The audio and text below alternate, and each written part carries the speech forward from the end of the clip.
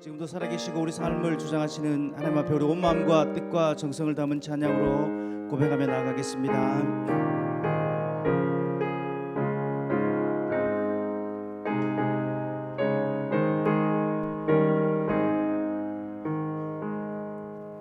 간절히 오라고 부르실 때에 우리는 지체하랴. 주님의 은혜를 왜 아니 받고 못 들은 채 하려나.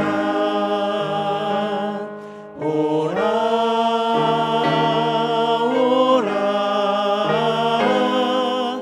방황치 말고 오라. 살아가는 자여 이리로 오라. 주 예수 앞에 오라. 세월이 살같이 빠르게 지나 쾌락이 끝이 나고 사망의 그늘이 너와 내 앞에 울리며 가리우네.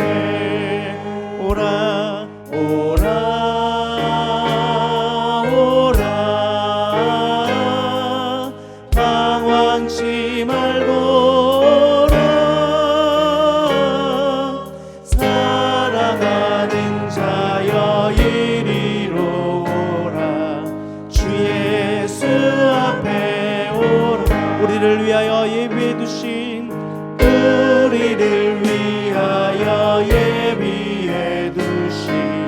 영원한 집이 있어. 죄 많은 세상을 떠나게 될 때 영접해 주시겠네. 오라 오라. 방황치 말고 오라. 살아가는 자여 이리로 오라. 주 예수 앞에 오라 오라 오라 오라. 방황치 말고 오라. 살아가는 자여 이리로 오라. 주 예수 앞에 오라.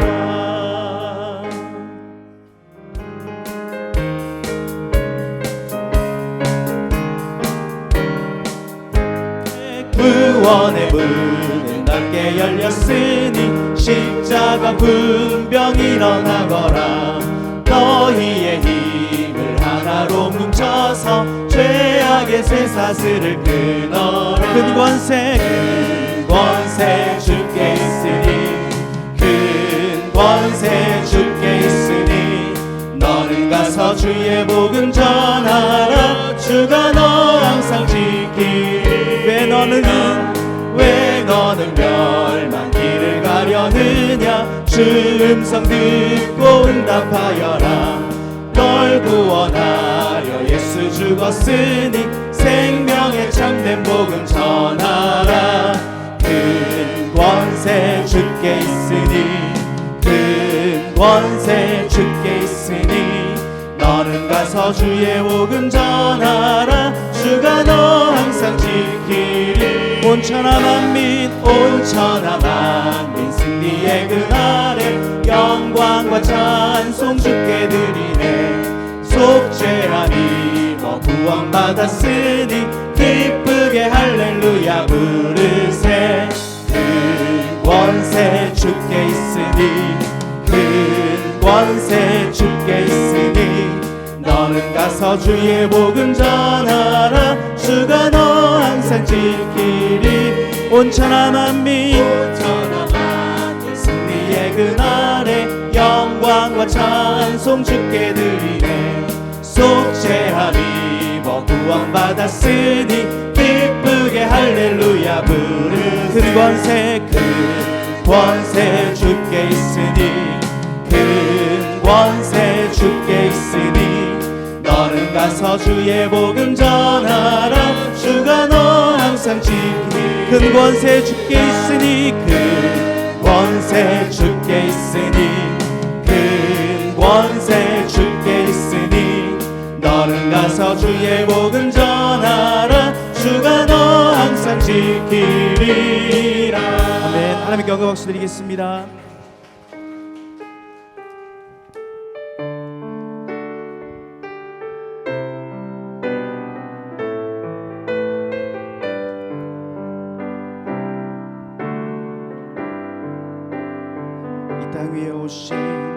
땅 위에 오신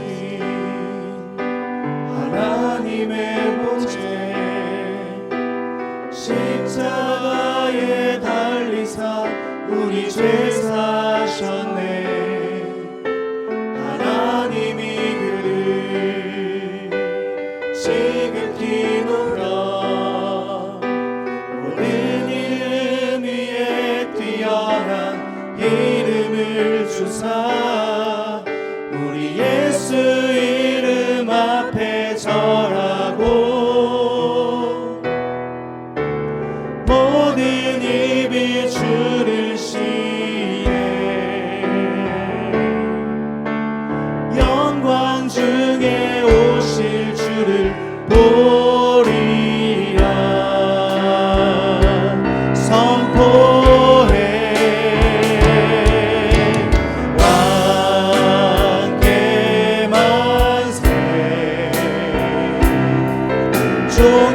종비와 위엄을 찬양해 왕의 왕께 만세. 주 예수 하나님 이 땅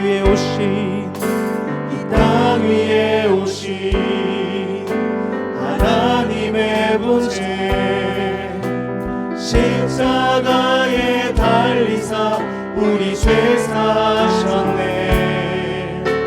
하나님이 그를 지극히 높여 모든 이름 위에 뛰어난 이름을 주사 우리 예수 이름 앞에 절하고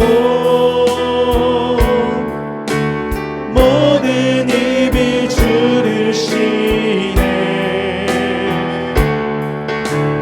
영광 중에 오실 주를 보리라. 선포해 왕께 만세. 종비와 위엄을 찬양해 왕의 왕께 만세. 주 예수 하나님 우린 고대 안에 주님 오실 그날 다시 사신 왕의 영광 이 땅을 비추네. 사단의 권세는 주 앞에 무너져 생명과 진리의 주 권세 가장 높도다. 우리 예수 이름 앞에 절하고 모든 입이 주를 시네 영광 중에 오실 주를 보리라. 선포해 왕께 만세. 왕께 만세. 종비와 위엄을 찬양해 왕의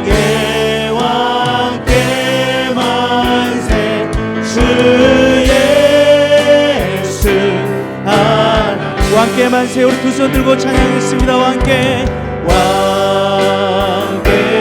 만세. 종비와 위엄을 찬양해. 왕의 왕께 만세. 주의 예수 하나님. 예수는 그리스도. 예수는 그리스도.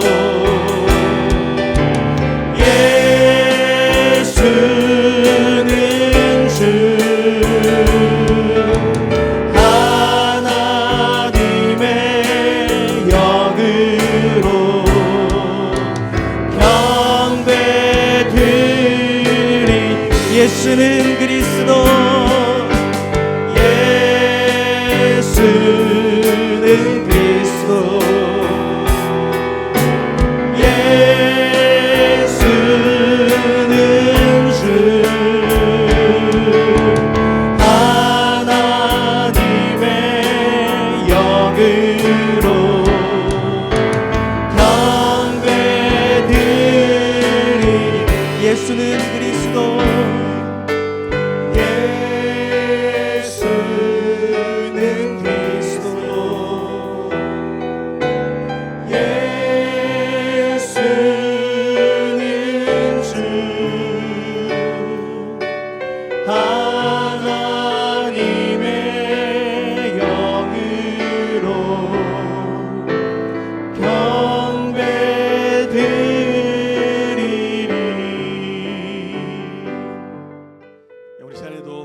마음과 뜻과 힘과 정성을 다해서 우리 하나님 예배하겠습니다.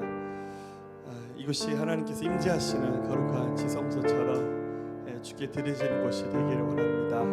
우리 함께 여호와의 유월절 고백하며 주 예배 하나님께 올려드리겠습니다.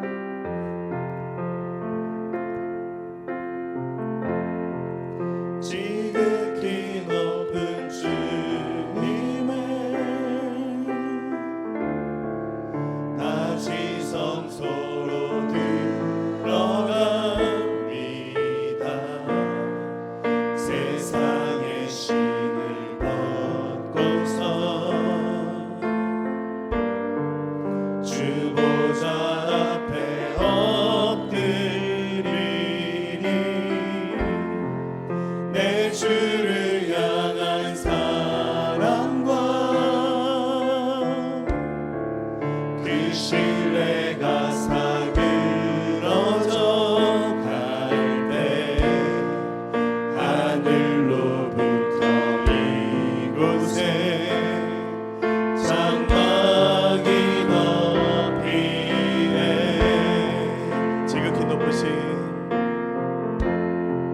지극히 높은 주님의 지성소로 들어갑니다. 세상의 신을 벗고서 주 보좌 앞에 엎드리니 내 주를 향한 사랑과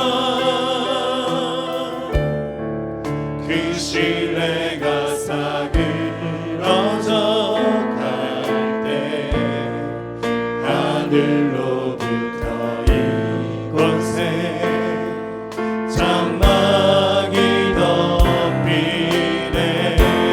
아멘. 이곳에 덮으소서. 이곳에 덮으소서. 이곳을 비추소서. 내 안에 무너졌던 모든 소망 다 회복하리니 이곳을 지나소서. 이곳을 지나소서. 이곳을 만지소서.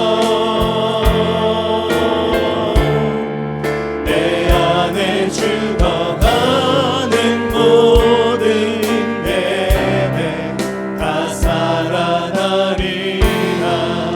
우리 손을 도움하겠습니다. 지극히 높으신 지극히 높은 주님의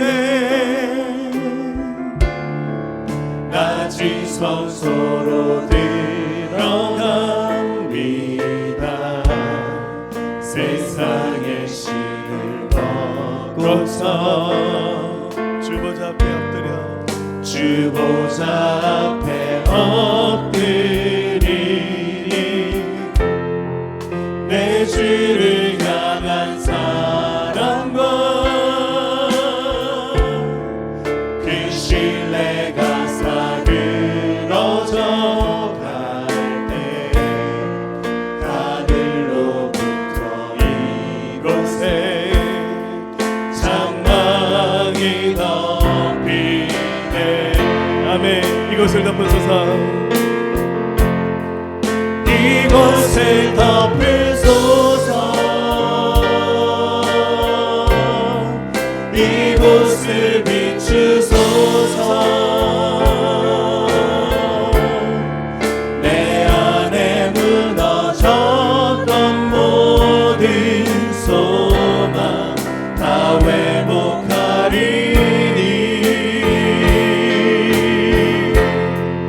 이곳을 지저소서. 이곳을 만지소서. 내 안에 죽어가는 모든 예배 다 살아나리라. 우리 함께 고백하며 나갑시다. 우리 하나님께 우리 허물들을 고백합시다.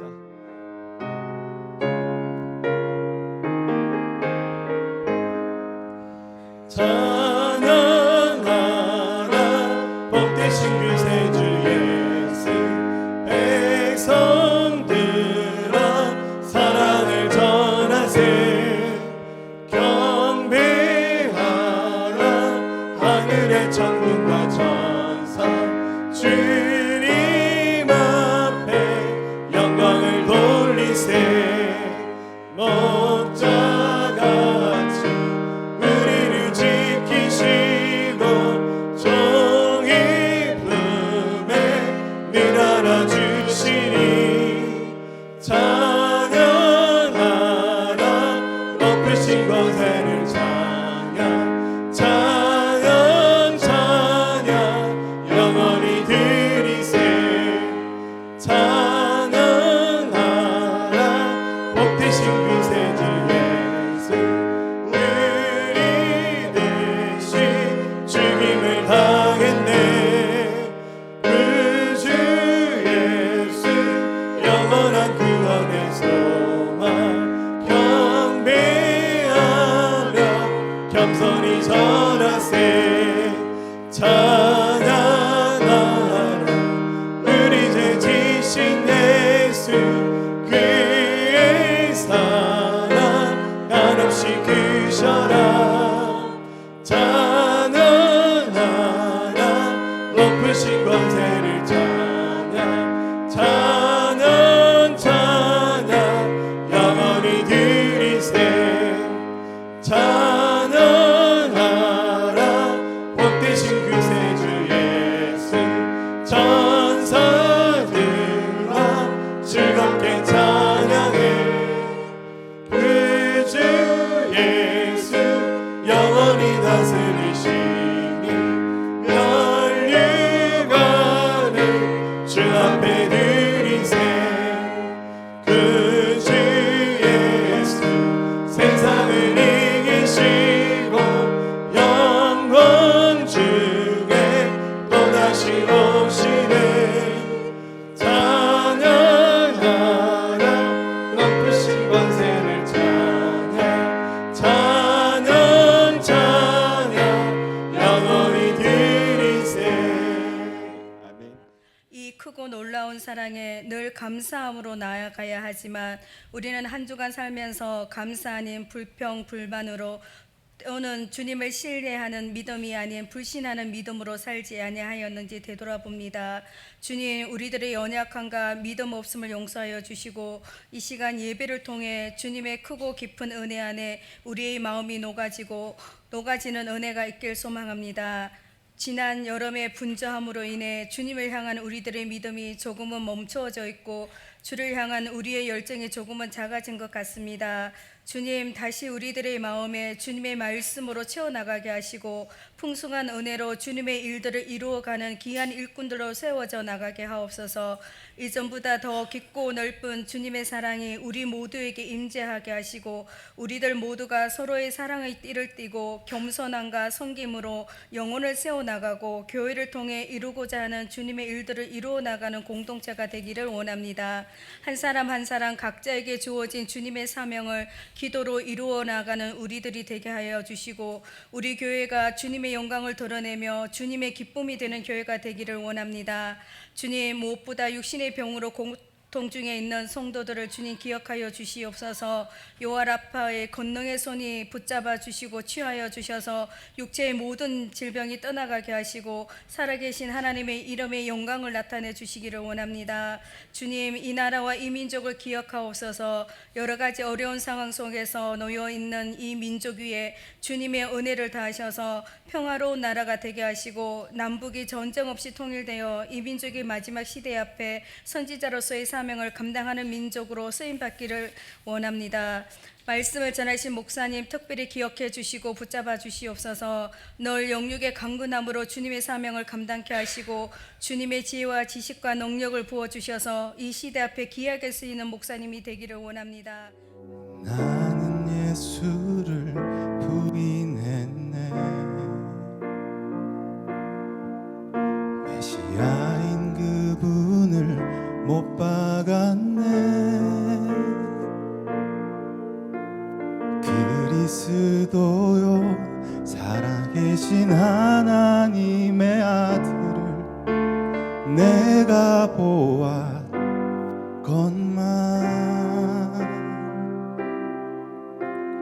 나는 예수를 떠났네. 십자가 지신 그를 외면했네. 폭풍을 잠재우고 죽은 자를 살리신 그를 잊기로 했는데 그가 내 앞에 다시 나타나셨네. 그를 처음 만났던 바로 그 바닷가에서 내가 나를 사랑하느냐 주님이 물으시네. 내 허물을 덮으시는 눈빛으로 무너진 나를 일으키시네. 내가 주를 사랑하는 줄 주께서 아시나이다. 용기가 없어 마음속에 새긴 한마디 주님을 사랑합니다.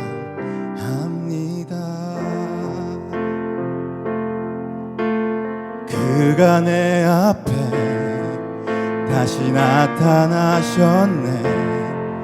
그를 처음 만났던 바로 그 바닷가에서 내가 나를 사랑하느냐 주님이 물으시네. 내 허물을 덮으시는 눈빛으로 무너진 나를 일으키시네. 내가 내가 주를 사랑하는 줄 주께서 아시나이다. 용기가 없어 마음속에 새긴 한마디 주님을 사랑합니다.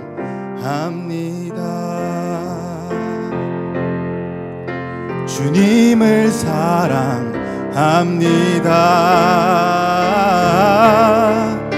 주님을 사랑합니다.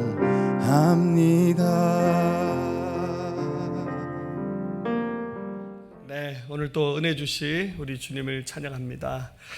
오늘 말씀은 진실한 믿음을 향하여라는 제목으로 함께 은혜 나누도록 하겠습니다. 엘리자베스 키블러 로스라는 사람과 데이비스 캐슬러라는 두 사람이 함께 쓴 책이 있습니다. 책 제목이 인생 수업이라는 책입니다. 제가 학교 다닐 때 수업 시간에 교수님 읽으라 해서 억지로 읽었던 기억이 납니다. 이 책의 내용이 어떤 내용이냐면 이 두 사람이 죽음 직전에 있는 사람들을 찾아다니면서 인터뷰를 했습니다. 왜 돌아가시기 직전에 있는 분들을 찾아가서 인터뷰를 했냐면 원래 이 의료인 출신이었는데요. 사람이 돌아가시기 직전에는 거짓을 말하지 않고 참 진실한 얘기를 한다는 것을 알고 그래서 죽음 직전에 있는 분들이 살아있는 사람들에게 전해주는 정말 주옥 같은 그런 진리들을 좀 한번 이렇게 깨우치기 위해서 이렇게 여러 사람들 찾아다니면서 인터뷰를 하면서 물었죠. 이 책에 소개되는 내용인데요. 한 남자에게 나이 드신 할머니가 계셨는데 이 할머니가 이제 연세가 많으시고 병환이 깊으셔서 떠날 날이 가까웠습니다. 그래서 이 손자였던 그 남자가 자기 할머니에게 찾아가서 마지막으로 이야기를 나눴습니다. 처음에 내용 읽기 시작합니다. 할머니, 저는 할머니를 떠나보낼 수가 없어요. 그러자 그 할머니가 얼굴에 미소를 띠면서 말하기를 손자에게 얘야 나는 만족한단다. 내 삶은 멋지고 완벽해서 비록 지금의 내 모습이 생기 가득 찬 모습이 아니랄지라도 나는 이미 이 여행에서 많은 것을 얻었단다. 삶이란 큰 파이와 같다. 여러분 파이 아시죠? 예. 그 파이를 가지고 조각조각을 내서 한 조각은 이 사람, 한 조각은 이 사람, 또 한 조각 이 사람을 나눠주다 보니까 마지막이 되면 내 파이가 없다는 것을 알게 되는 거지. 하지만 나는 내가 어떤 파이였는지 알고 있단다.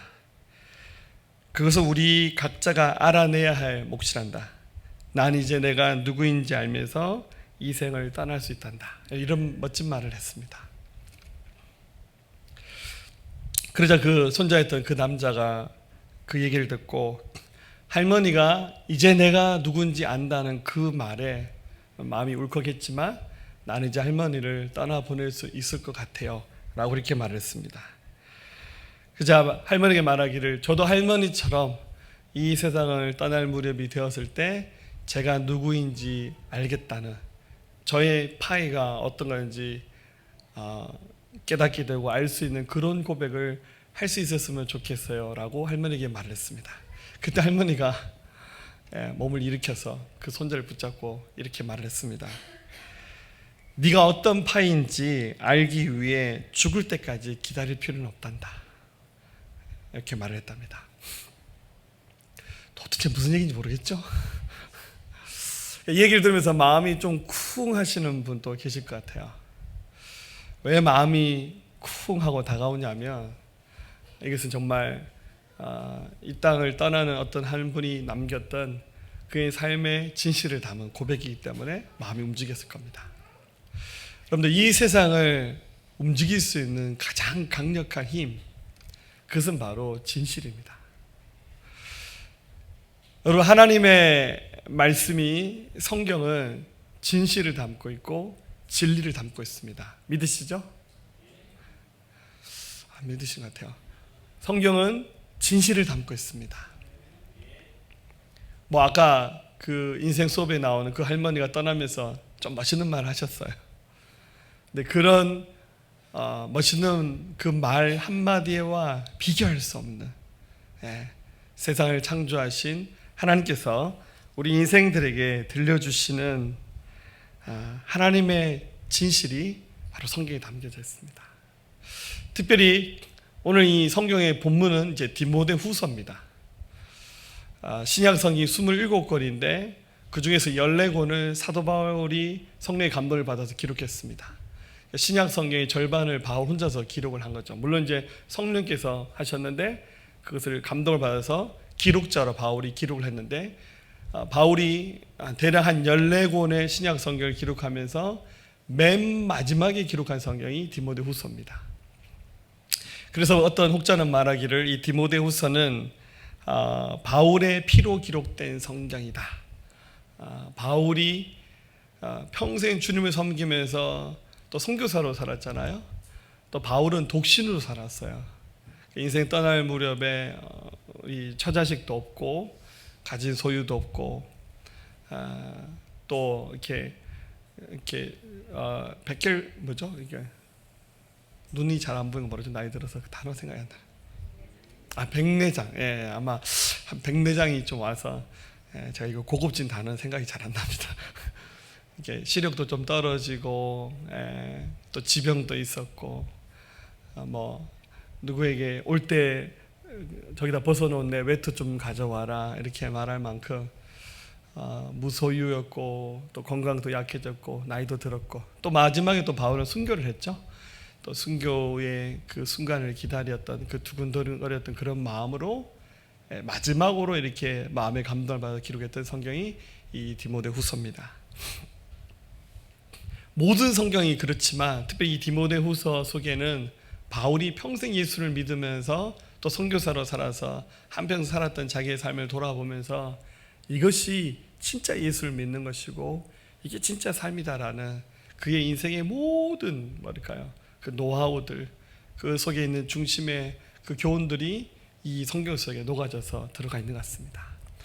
오늘 이 본문의 말씀 함께 나누시면서 여러분의 믿음이 어느 위치에 와 계신지 여러분 믿음이 얼마나 참된 모습을 하고 있는지 한번 돌아보면서 이 말씀을 우리가 받았으면 좋겠습니다.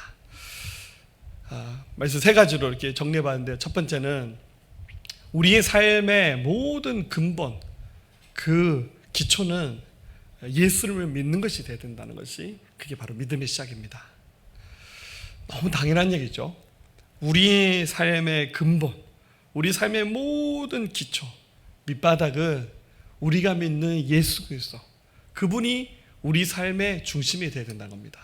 바울이 이렇게 고백합니다. 우리 1절, 2절을 다시 한번 읽어볼까요? 하나님의 뜻으로 말미암아 그리스도 예수 안에 있는 생명의 약속대로 그리스도 예수의 사도된 바울은 사랑하는 아들 디모데에게 편지하노니 하나님 아버지와 그리스도 예수 우리 주께로부터 은혜와 긍휼과 평강이 내게 있을지어다. 이 자기 믿음의 아들이었던 디모데에게 편지 형식으로 보내면서 이 성경이 기록됐는데 이 말씀을 딱 읽어보면 바울의 중심에는 예수님이 있었구나 이것을 확실히 느낄 수 있습니다. 예수를 믿는 그 믿음, 예수님을 사랑하는 믿음이 바울의 인생의 중심이었구나.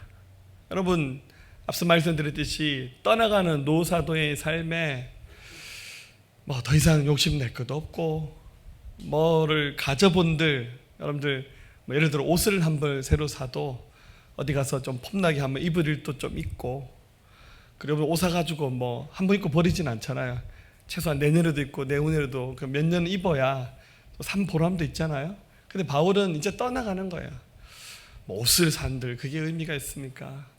무슨 귀금속을 산들 그게 의미가 있습니까? 뭐 집을 산들 땅을 산들 뭐 후손들 바울은 결혼도 안 했으니까 물려줄 사람도 없고 가진 것도 원래 없고 아무 의미가 없는 거죠. 그래서 뒤돌아보니까 예수님을 믿는 것 삶의 중심이 예수님이 되는 것 그것보다 더 값진 것이 없구나 라는 것을 그가 깨달으면서 이 말씀을 쓰기 시작했습니다. 바울은 아시다시피 유대인이었지만 로마에서 태어났습니다. 터키의 당시에는 터키도 로마였으니까 다소라는 곳에서 태어났는데 저절로 로마 시민권자가 되었어요. 근데 원래 출신은 12지파 중에서 베냐민 지파, 12지파 중에서 조금 약했던 지파가 베냐민 지파인데, 그래도 옛날 사울왕이 이 베냐민 지파 출신이었잖아요. 그래서 태어난 지 8일 만에 할례 받고 율법으로 교육을 받고 당시 최고의 석학이었던 가말리엘이라는 율법사 아래서 공부했습니다. 그리고 직업도 있었고 뭐 평범하게 그렇게 살았죠. 근데 어느 날 이 바울이, 그때 당시 이름은 사울이었습니다. 율법을 너무 잘 알고 있었기 때문에 그 유대인들 중에서 예수를 믿는 사람들이 너무 못마땅했어요.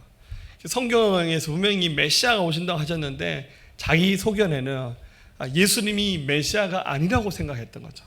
그래서 유대교 입장에서 만약에 예수님이 하나님의 아들이 아니라면 예수님은 이단인 거잖아요. 그래서 예수 믿는 사람이 너무 못마땅해서 막 잡고 핍박하고 막 교회를 그렇게 막 파괴하는 그런 엄청난 일을 저질렀는데, 어느 날 다메섹, 당시 시리아의 수도였습니다.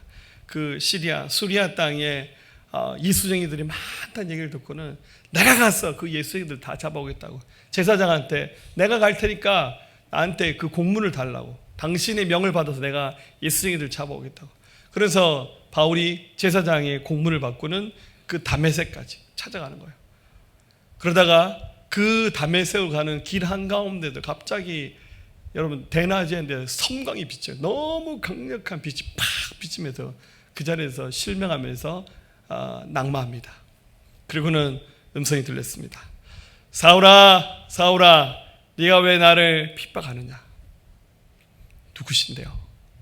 나는 지금 네가 핍박하고 있는 예수다. 그 한마디의 말에 이 바울은 큰 충격받습니다. 사울의 청년은. 그래서 내가 핍박하려고 했던 예수님이 이단이 아니라 그분이 진짜 하나님의 아들이었구나. 그러니까 뭐 삶에서 뭐 하나가 틀린 게 아니에요. 그냥 인생 전체의 초점이 틀린 거예요. 자기가 중요하다 생각하고 소신을 가지고 살았던 모든 삶이 다 뒤떨어진 거예요. 그래서 잘못 살았구나. 식음을 전파하며 3일 이상 금식하고 있을 때 하나님께서 보내신 아나니아라는 선지자가 찾아와서 그를 위해서 기도할 때 잃어버렸던 시력이 다시 회복되면서 아나니아가 예수 말씀을 대신 전해줍니다. 하나님께서 당신을 선택하셨습니다. 이방인들과 유대인들과 높은 주위에 있는 임금들을, 많은 사람들을 예수님께 돌아오게 하기 위해서 당신을 선택하셨습니다.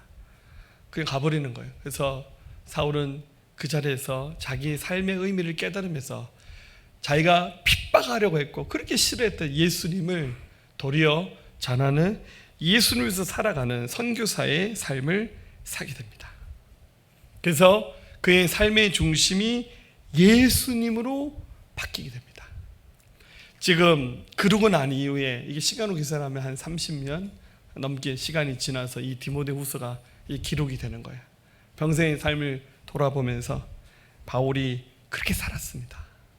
자, 한번 9절과 10절, 11절 말씀을 볼까요? 한번 읽어봅니다. 시작. 하나님이 우리를 구원하사 거룩하신 소명으로 부르심은 우리의 행위대로 하심이 아니요 오직 자기의 뜻과 영원 전부터 그리스도 예수 안에서 우리에게 주신 은혜대로 하심이라. 이제는 우리 구주 예수 그리스도의 나타나심으로 말미암아 나타났으니 그는 사망을 패하시고 복음으로서 생명과 썩지 않을 것을 드러내신지라. 내가 이 복음을 위하여 선포자와 사도와 교사로 세우심을 입었노라. 아멘. 이 고백은 자기의 평생의 삶을 돌아보면서 하는 고백입니다. 나는 은혜대로, 부르신 대로 살아왔다. 그의 중심에는 예수님이 있었어요. 그러니까 주님 만나기 전에 삶의 중심은 예수님이 아니에요. 자기의 의, 자기가 생각하는 자기 비전, 자기 꿈을 쫓아서 살았지 예수님하고 전혀 상관없는 삶을 살았어요. 그런데 예수님 만나고 보니까 예수님이 최고인 거예요. 그래서 자기의 삶을 그렇게 주께 드린 겁니다. 사랑하는 여러분, 인생의 해답은 다른 것이 아니라 예수 그리스도, 그분이 우리 인생의 해답입니다. 할렐루야. 예수님께 우리 삶을 맡기고 그분을 위한 삶의 이 첫걸음을 시작하셔야 돼요. 사실 알고 보면 아무것도 아니잖아요. 여러분, 이 사도 바울의 버금가는 또 위대한 사역을 남겼던 예수님 12제자 중에 최고의 제자가 요한이잖아요. 예수님 12제자 유일하게 순교하셨던 요한이 마지막으로 기록한 성경이 뭡니까? 요한 1, 2, 3서잖아요. 요한 1, 2, 3서와 계시록을 차례차례 동시로 기록하는데 요한이 그렇게 말합니다. 요한 1서 2장 15절에 이 세상이나 세상에 있는 것들을 사랑하지 말라. 누군지 세상을 사랑하면 아버지 사랑이 그 안에 있지 아니하니 이는 세상에 있는 모든 것이 육신의 정욕과 안목의 정욕과 이성의 자랑이니 다 아버지께로부터 온 것이 아니요 세상으로부터 온 것이라. 이 세상도 그 정욕도 지나가되 오직 하나님의 뜻을 행하는 자는 영원히 거하느라. 이게 여러분들 그냥 나온 고백이 아니에요. 사도 요한도 거의 백세수를 하면 장수의 축복을 누리며 살았잖아요. 그의 인생의 마지막에 그가 고백하기를 이 세상도 그 정욕도 다 지나간다.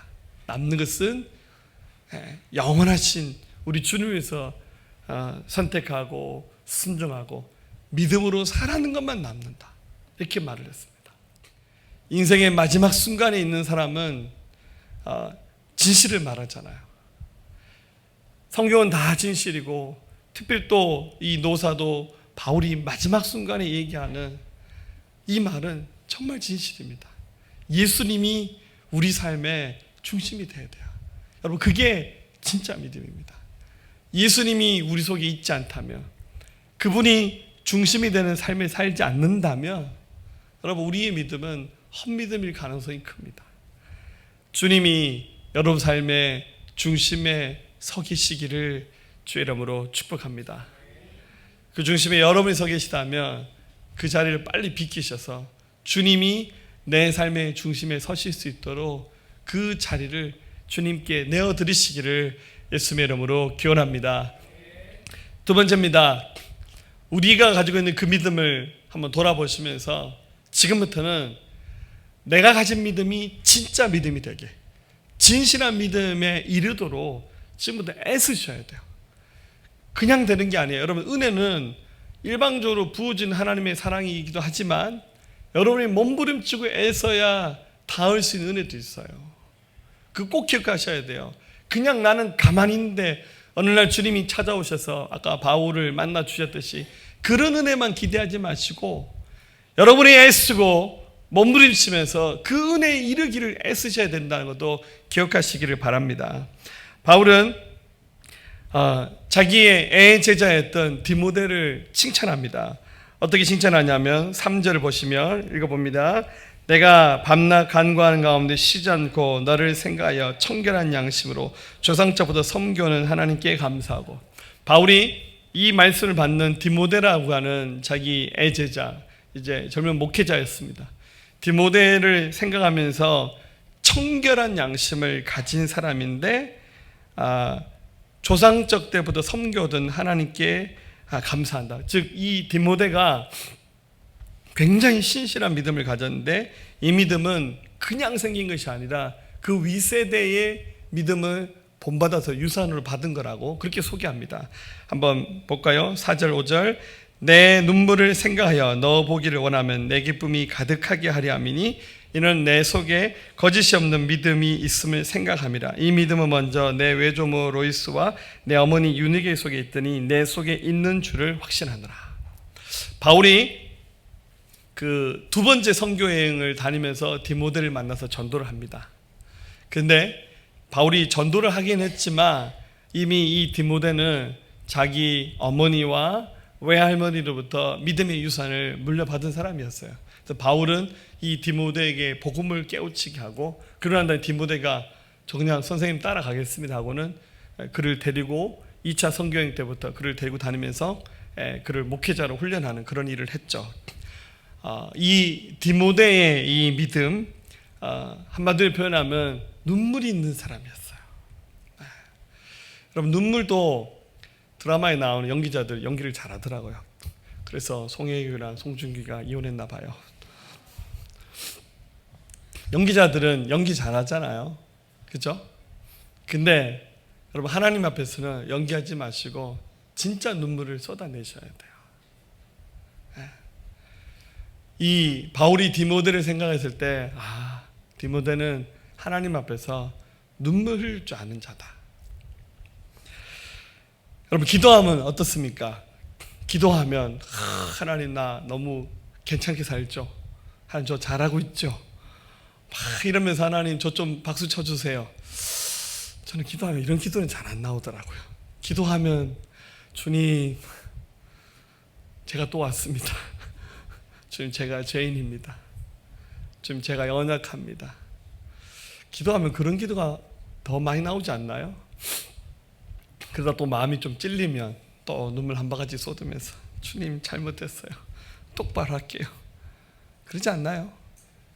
막 자꾸 기도하시면서, 주님, 저는 의인인데 우리 아무개 집사는 왜 그래요? 그러지 마시고, 여러분들, 하나님 앞에 의인은 없어요. 하나님 앞에 의인은 회개할 줄 아는 사람이 의인입니다.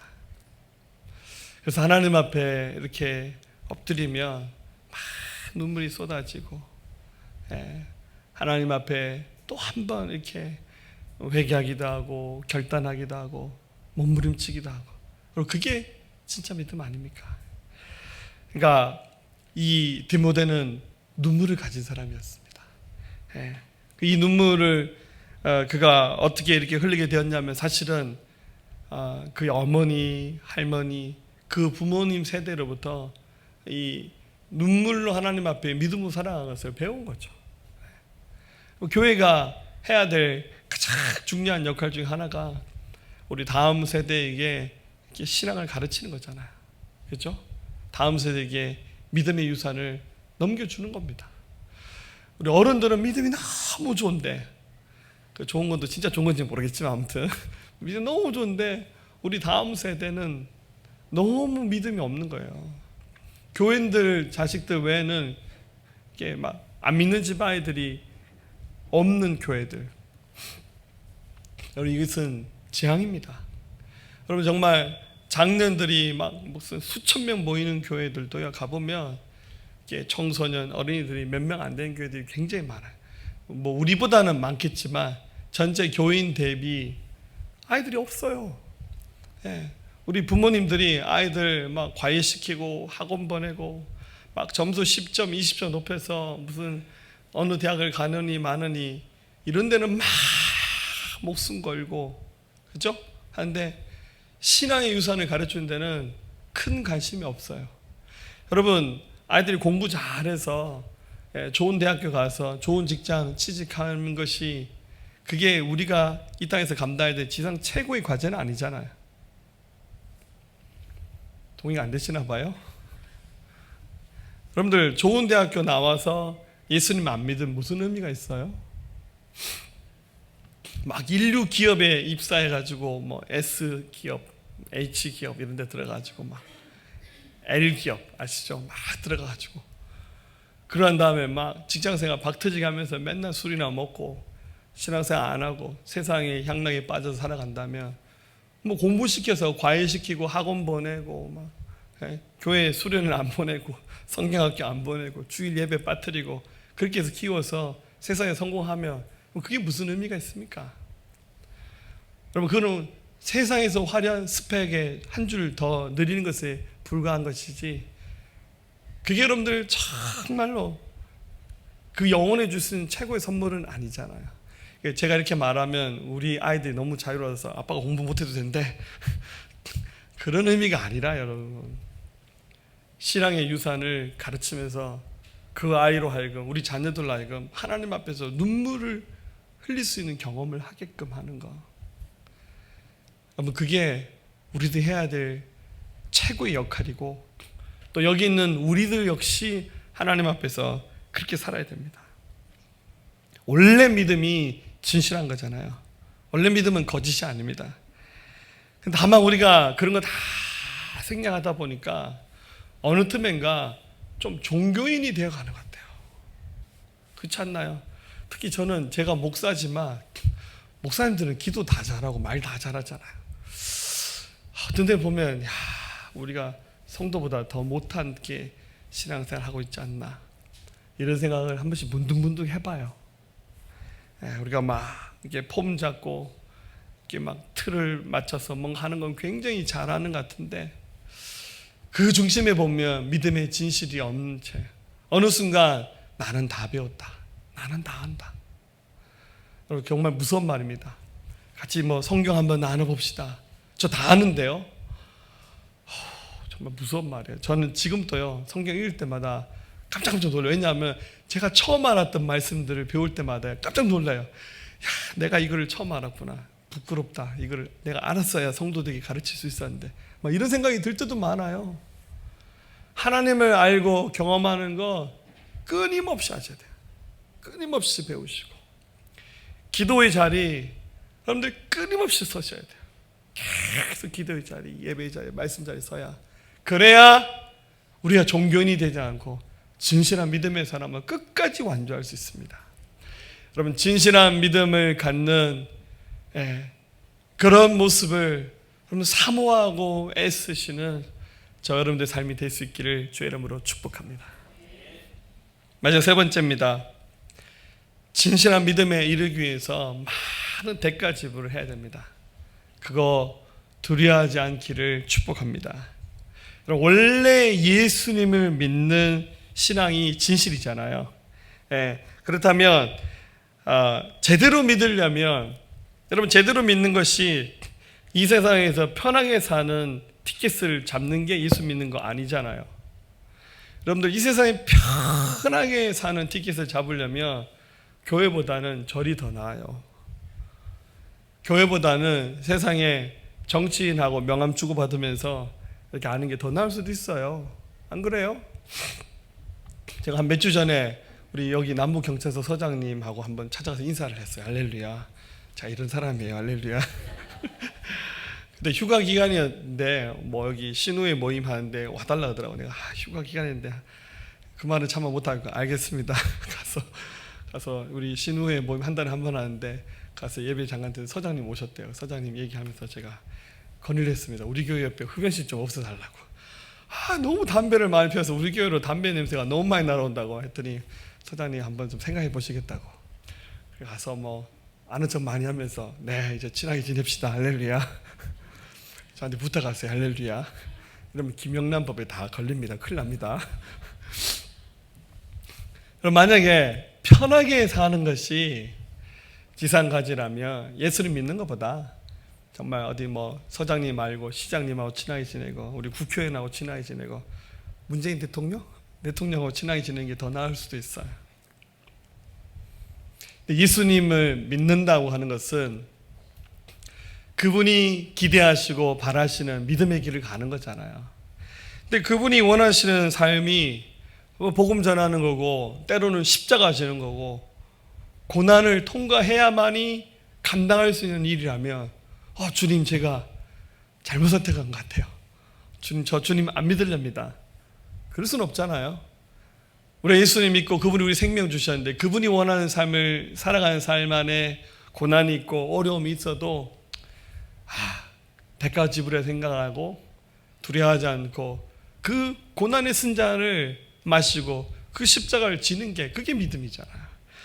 바울이 말합니다. 7절 8절에 하나님 우리에게 주신 것은 두려운 마음이 아니요 오직 능력과 사랑과 절제하는 마음이니 그러므로 너는 내가 우리 주를 증언함과 또 주를 위하여 갇힌 자 된 나를 부끄러워하지 말고 오직 하나님의 능력을 따라 복음과 함께 고난을 받으라.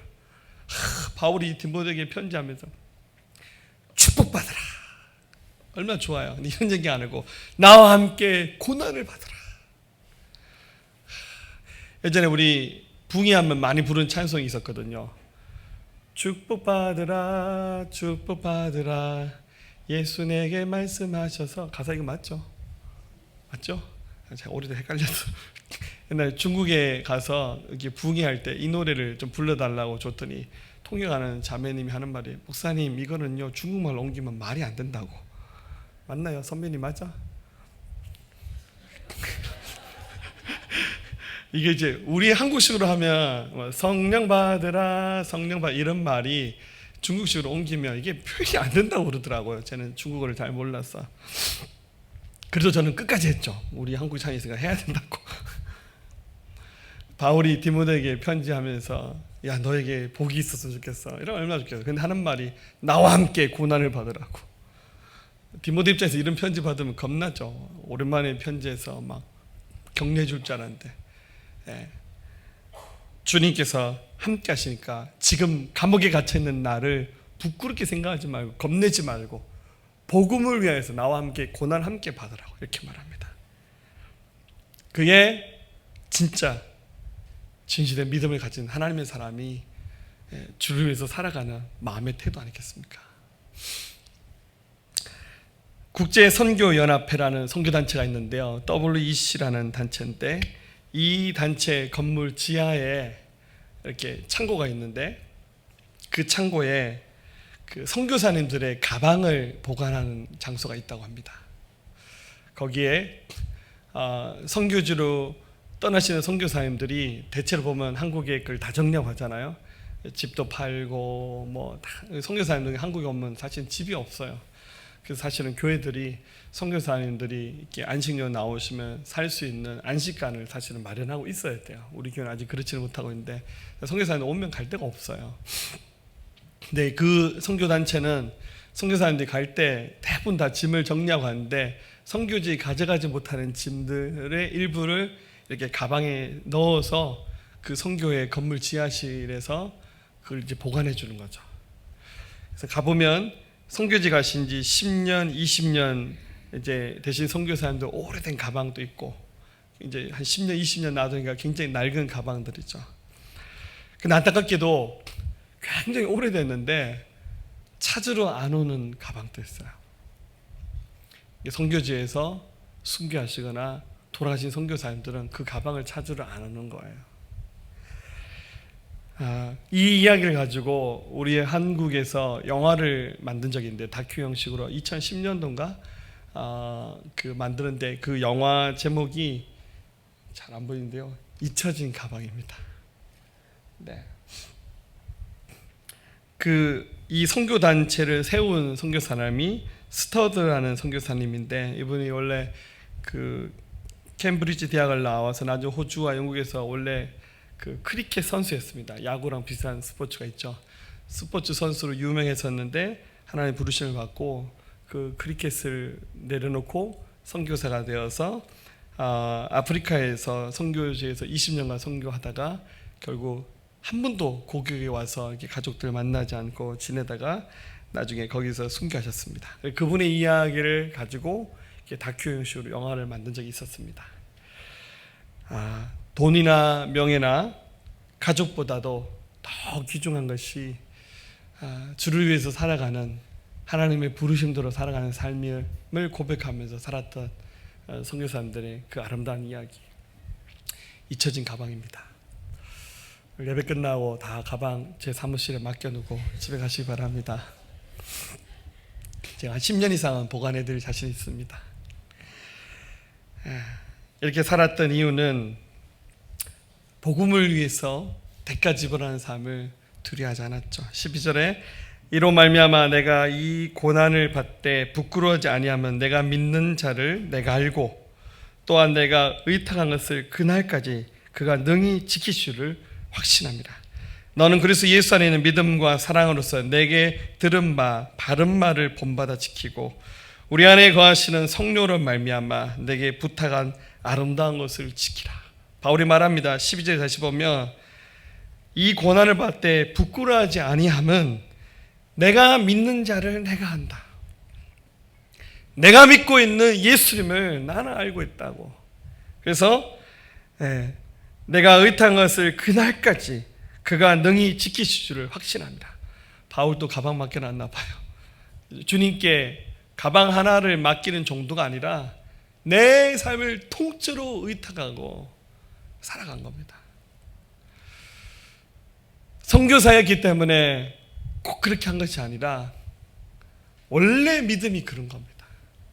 믿음은 진리 되시고 진실되신 하나님을 신뢰하기 때문에 그분께 우리의 삶을 맡기면서 가는 것, 그게 진짜 믿음입니다. 말씀 마치겠습니다. 믿음은 거짓이 아닌 진실이죠. 거짓이 있다는 것은 말 그대로 거짓입니다.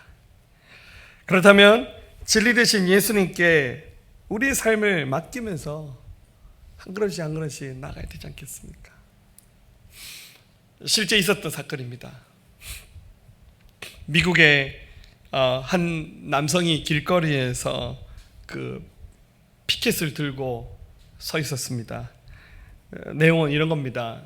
그 한동안 무슬림들 가운데 좀 극단주의 무슬림 가운데 테러를 일으켰던 IS가 있었잖아요. 그래서 막 전 세계가 막 시끄러웠는데 너무 이렇게 하다 보니까 사람들이 무슬림 자체를, 이슬람 믿는 신자 자체를 너무 이렇게 혐오하죠. 그러다 보니까 그냥 이게 히잡 뒤집어 쓴 사람만 봐도 괜히 좀 그렇고 그렇잖아요. 그래서 이 사람이 피켓을 들고 사람들에게 말하기를, 저는 무슬림입니다. 사람들은 저를 테러리스트로 취급합니다. 그러나 세상에 그런 사람들만이 존재하는 것은 아닙니다. 당신은 믿어주시겠습니까? 그렇다면 저를 한 번만 안아주세요 하고는 이렇게 피켓을 들고 서 있었습니다. 여러분 같으면 한번 안아주겠습니까? 저는 지나가다가 혹시 저 옷 속에 폭탄을 넣고 있으면 어떡할까? 그러면서 좀 색안경 끼면서 이게 못 알아줬을 것 같아요. 근데 이제 의외로 굉장히 많은 사람들이 지나가면서 저 무슬림을 이렇게 안아줬습니다. 근데 가장 안 알아준 사람이 누군지 아세요? 그리스도인들이었습니다. 실제 있었던 사건입니다. 이것은 한 개인이 한 게 아니라 이 무슬림 형제가 속해 있었던 어떤 단체에서 무슬림에 대한 좀 혐오하는 그런 마음을 좀 이렇게 없애기 위해서 이렇게 약간 퍼포먼스처럼 이렇게 했던 일이긴 한데, 아무튼 이런 계기로 무슬림들을 좀 적대시하는 좀 그런 마음들을 좀 낮추라는 의미로 이렇게 했다는 거죠. 여러분 같으면 어떻게 하겠습니까? 나는 그리스도인데 이 알라 믿는 저 무슬림들 그렇게 배격을 하시겠습니까? 아니면 그래도 그들을 한번 안아주면서 그들을 받아들이겠습니까? 쉬운 얘기는 아닙니다. 실제로 유럽에 많은 난민들, 시리아 난민들이 유럽으로 쏟아져 들어오는데 많은 나라들이 시리아 난민 받는 것을 거부해요. 난민 들어오면 굉장히 복잡해지기도 하지만 난민들 대부분 다 무슬림들이거든요. 안 그래도 유럽에 무슬림들이 넘쳐나는데, 사실 뭐 터키 같은 나라 외에는 무슬림들, 맨 유럽 나라들 외에는 굉장히 이 문제가 복잡한 문제입니다. 다시 생각해 보세요. 피켓된 남성 안아줄 겁니까 말 겁니까? 전 모르겠습니다. 하지만 제가 확신한 것은 세상을 변화시킬 수 있는 가장 강력한 힘은 믿음의 진실이라고 믿습니다. 누군가 저들에게도 복음을 전해야 복음 받아들이지 않나요? 그래서 믿어주는 거예요. 스님이라 할지라도 복음이 필요하면 다가가서 전도하는 거 아니에요. 여기 절에서 저한테 신방 오라 그러면 전 가야죠. 할렐루야. 좀 전화 왔으면 좋겠어요. 전화번호 누가 좀 따서 저한테 알려주세요. 누구라도 복음을 들어야 될 사람이 있으면 찾아가고 섬기고 해야 되지 않습니까? 너무 계산하지 말고, 앞뒤 생각하지 말고 믿음의 진실을 가지고 함께 섬겨 나가는 것. 사랑하는 성도 여러분들, 이제 인생의 마지막 떠나갔던 노사도였던 바울이 남긴 이 디모데후서를 비롯한 모든 성경은 진리이고 진실을 담고 있어요. 여러분, 제발 하나님 말씀을 믿어주세요. 세상 사람들이 혹하는 말은 왜 그렇게 잘 믿습니까? 거기는 금방 우리 마음을 빼앗겨서 막 휩쓸려 가는데, 성경에서 계속해서 얘기하고 있는 하나님 말씀을 못 믿는 거예요. 두려워하지 마라, 구하라, 찾으라. 하나님이 하시는 말씀들은 다 진리예요. 여러분, 성경에 나온 말씀 한 글자도 거짓이 없어요. 모든 하나님의 말씀은 하나님의 인격을 걸고 하나님의 그 신실하심이 그 말씀 속에 담겨져 있잖아요. 속으세요. 제발 하나님 말씀에 엎드려 주십시오. 하나님 말씀을 진실로 믿고 그 말씀에 목숨 걸고 하나님 앞에 서는 겁니다. 하나님은 여러분 그 진실된 고백 속에서 올려드리는 여러분의 눈물을 기다리실 겁니다. 세상을 변화시키는 강력한 힘, 그 믿음의 진실, 거짓이 없는 진실한 그리스도인이 되는 삶을 지금 시작하시면서 기도 자리, 말씀의 자리 다시 서셔서 우리 주님 다시 한번 새롭게 만나시는 저와 여러분들 될 수 있기를 주의 이름 부탁드립니다. 우리 함께 고백할까요?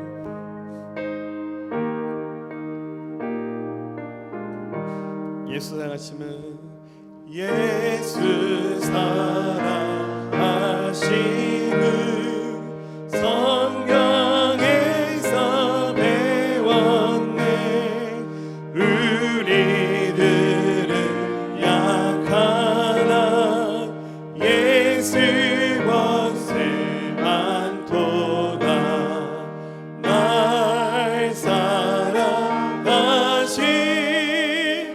날 사랑하신 날 사랑하신 성경에서 있네. 나를 사랑하시고 나를 사랑하시고 나의 죄를 다시 사 하늘 문을 여시고 들어가게 하시네. 날 사랑하신 날 사랑하신 날 사랑하신 성경에서 내가 연약할수록 내가 연약할수록 더욱이 여기사 높은 보좌 위에서 낮은 나를 보시네. 날 사랑하신 날 사랑하신 날 사랑하신 성경에 쓰였네. 세상 사는 동안에 세상 사는 동안에 나와 함께 하시고 세상 떠나가는 날 천국 가게 하소서. 날 사랑하신 날 사랑하신 날 사랑하신 날 사랑하신 성경에 자, 우리 두 손 앞으로 내미시고 내가 연약할수록 내가 연약할수록 더욱이 여기사 높은 보좌 위에서 낮은 나를 보시네. 날 사랑하신 날 사랑하신 날 사랑하신 성경에 쓰였네. 아멘. 우리 함께 기도합시다. 우리 주님, 우리 너무 잘하십니다. 우리를 불러주셨습니다. 우리 중심에는 예수님, 내가 믿는 예수님이 우리 삶의 중심이 되었으면 좋겠습니다. 아멘. 예수 우리들의 밝은 빛, 예수 우리들의 밝은 빛, 은혜와 긍휼을 베푸시는 주 의의 길을 따라가는 주의 자녀들에게 항상 밝은 빛을 비추시네. 아멘. 그는 구원의 주 하나님, 그는 구원의 주 하나님, 공의로 세상을 다스리시네. 주를 경외하는 자들에게 부어주시는 놀라운 주님의 영광.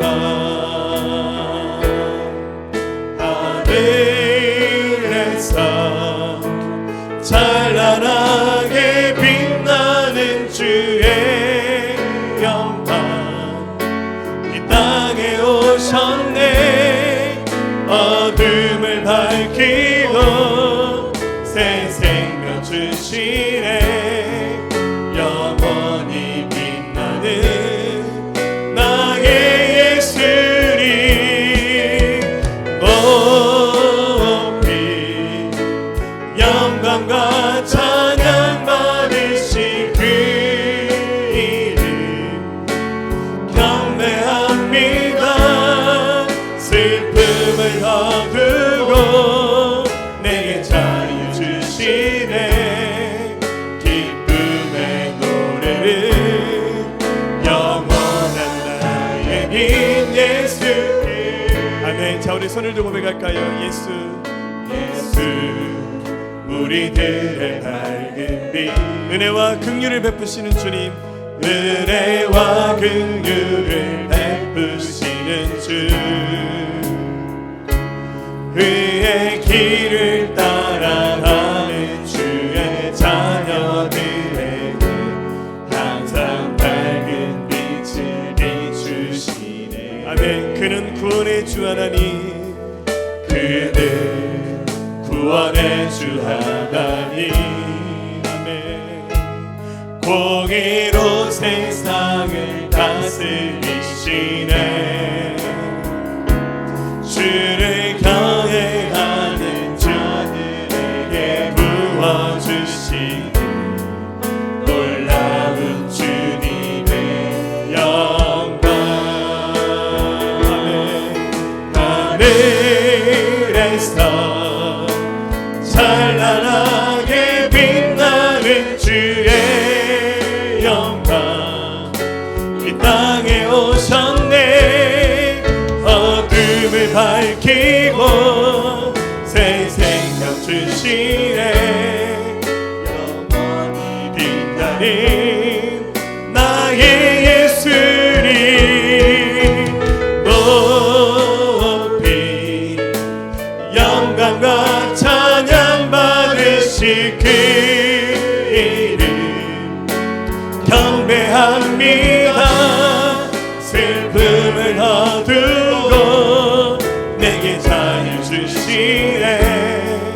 기쁨의 노래를 영원한 나의 빈 예수께. 하늘에서 찬란하게 빛나는, 하늘에서 찬란하게 빛나는 주의 영광, 이 땅에 오셨네. 어둠을 밝히고 새 생명 주시네. 영원히 빛나는 나의 예수님,